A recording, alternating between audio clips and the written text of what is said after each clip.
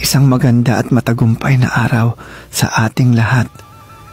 Isang malaking karangalan ang marinig ang bulong ng puso, ang pag-usapan ang tatlong bagay na malalim na humuhubog sa ating pagkatao. Ang buhay, ang musika, at ang walang hanggang paghahanap ng kaligayahan sa gitna ng mga pagsubok. Ang buhay ay isang mahabang paglalakbay, puno ng mga kurbada at liko, mga pag-akyat at pagbaba. Hindi ito laging madali. Minsan pakiramdam natin ay pasan natin ang daigdig.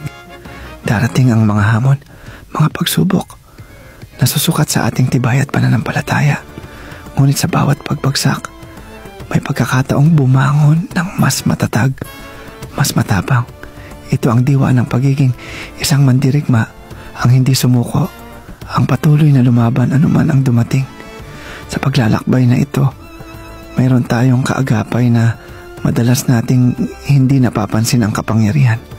Ang musika ay higit pa sa tunog. Ito ay damdamin, alaala at inspirasyon. Ito ang nagbibigay ng ritmo sa ating mga hakbang, ang nagpapagaan sa ating mga pasanin, at ang nagpapaalala sa atin na hindi tayo nag-iisa. Sa bawat kanta, may kwento, at sa bawat tugtog, may lakas na ibinibigay.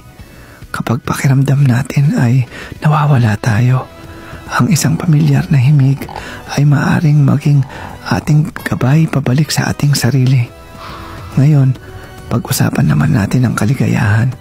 Madalas nating hinahanap ito sa malalaking tagumpay o material na bagay. Ngunit ang tunay na kaligayahan ay nasa loob natin. Isang desisyon, isang pananaw. Gaya ng sabi ni Buddha, ang kaligayahan ay hindi isang bagay na handa na. Ito ay nagmumula sa iyong sariling mga gawa. Hindi ito ang kawalan ng problema, kundi ang kakayahang harapin ang mga ito ng may positibong pananaw. Ang kaligayahan ay ang ating sandata laban sa pagkadismaya, ang ating gasolina upang patuloy na lumaban. Bilang mga mandirigma ng hinaharap, kailangan nating yakapin ang bawat hamon. Tandaan ang mga salitang ito. Ang pinakamadilim na sandali ay kapag kailangan nating tumuon upang makita ang liwanag.